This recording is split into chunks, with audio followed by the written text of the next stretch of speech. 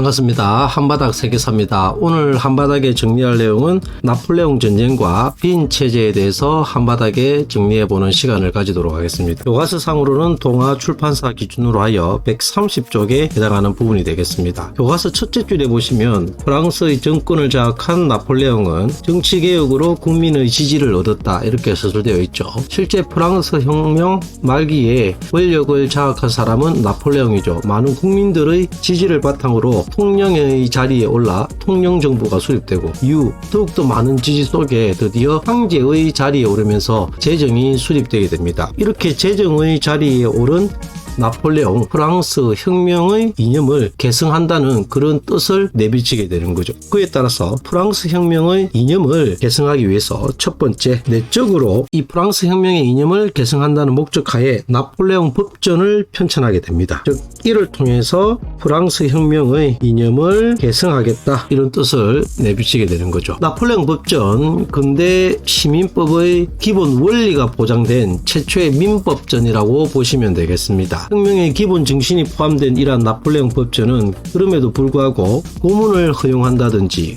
언론을 통제한다든지 이러한 개인의 권리와 자유가 무시된 그러한 내용도 포함되어 있다는 한계점이 있는 거죠. 이러한 프랑스 혁명의 이념을 계승한다는 목적하에 내적으로는 나폴레옹 법전을 편찬하고, 또한 외적으로는 두 번째, 프랑스 혁명의 이념을 전 유럽에 나는 전파하겠다, 이러한 뜻으로 유럽 원정에 드디어 나아가게 되는 겁니다. 프랑스 혁명의 이념을 전파한다는 명분하에 유럽 원정이 이루어지게 되고, 그에 따라서 본격적인 이제 나폴레옹 전쟁이 일어나게 되는 겁니다. 실제로 대다수의 유럽 정복이 이루어지게 되지만 유일하게 정복하지 못했던 곳이 유럽에서 두 곳이 있는 거죠. 한 곳이 바로 어디냐? 영국이었습니다. 트라팔가 해전으로 대표되는 영국과의 해전에서 패배하게 되고 이후 끊임없이 영국을 정벌하였지만 실패로 돌아가게 되는 거죠. 그에 따라서 영국 정복에 실패하게 되고 해전을 통해서는 더 이상 영국을 꺾을 수 없다 판단하여, 중요합니다. 이 부분 중요합니다.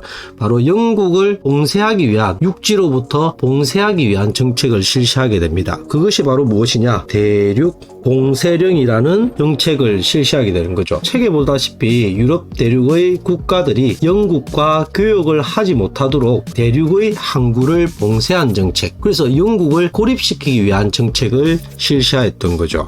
하지만 이러한 대륙 봉쇄령에도 불구하고 오히려 다급한 것은 다른 대륙 국가들이었습니다. 그에 따라서 이러한 대륙 봉쇄령을 어긴 나라가 드디어 등장을 하게 되는데, 그 나라가 어디냐? 바로 이 러시아가 됩니다. 그에 따라서 프랑스는 러시아를 이제 공격하게 되는 거죠. 하지만 이 러시아 원정에 실패하게 됩니다. 이 러시아 원정의 실패는 곧 누구의 몰락으로 이어졌다? 나폴레옹 시대의 끝을 의미했던 거죠. 그래서 나폴레옹 시대가 막을 내리게 되는 결정적인 계기가 되었던 겁니다. 하지만 이러한 나폴레옹의 유럽 원정은 어떠한 결과를 초래하게 되느냐? 한편으로는 먼저 보시다시피 자유주의 사상이 크게 전 유럽에 확산되는 그러한 결과를 초래했고, 한편으로는 이 나폴레옹 정복 전쟁을 치르면서 민족주의가 성장하는 그러한 모습을 보이게 됩니다. 하지만 많은 기존의 유럽 왕족들, 기존의 질서체제를 옹호하는 세력들은 이러한 자유주의와 민족주의가 유럽 전역에 퍼지는 것을 상당히 경계했던 거죠. 그에 따라서 나폴레옹 시대가 막을 내리고 나서 영국과 오스트리아가 유럽을 주도권을 가지게 됩니다. 보시면 영국과 그리고 오스트리아가 유럽의 주도권을 형성하였고, 그 중에서도 오스트리아의 재상이었던 테르닌이라는 사람이 있습니다. 메테르닌이라는 사람에 의해서 이제 나폴레옹 몰락 후에 전후 처리 문제를 어떻게 할 것인가, 이를 두고 드디어 오스트리아 빈에서 회의가 열리게 되는데, 그것을 우리는 빈 회의라고 부릅니다. 1814년부터 1815년에 걸쳐서 이루어진 회의를 말하는데, 주요 내용은 나폴레옹 몰락 후 전후 처리 문제를 논의하기 위해서 개최된 회의가 바로 이 빈회입니다. 그리고 여기서 결정된 내용이 뭐냐? 이 내용이 매우 중요하겠죠. 그 내용을 한번 적어보면 유럽 각국의 영토와 그리고 지배 체제를 프랑스 혁명 이전으로 되돌리자, 이 내용이 가장 핵심적인 내용이 되겠습니다. 이에 따라서 프랑스라든지 그리고 에스파냐 그리고 포르투갈 같은 이런 나라들이 다시금 제왕실이 성립이 되게 되고, 이러한 결정에 따라서 형성된 유럽의 체제를 중요합니다. 바로 빈 체제다, 이렇게 이야기를 하는 거죠. 그에 따라서 이 빈 체제를 좀 구체적으로 정리를 해보면, 빈 체제의 첫 번째 성격은 복고주의적 성격,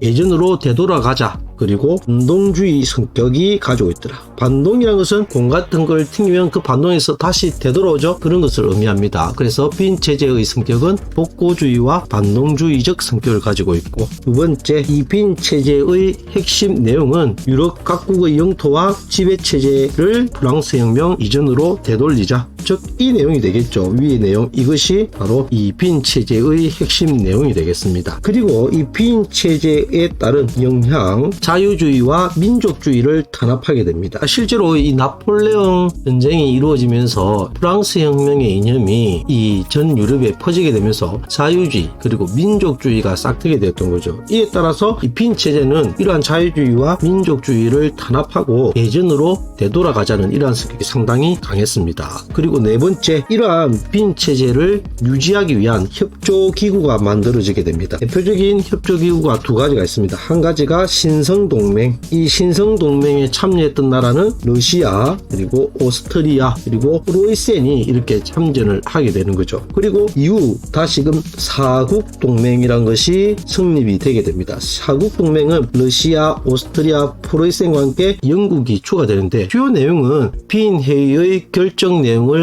어길 경우에 공동으로 무력을 사용해서 이를 방지하자, 이런 내용이 주요 내용이 되겠습니다. 수고하셨습니다.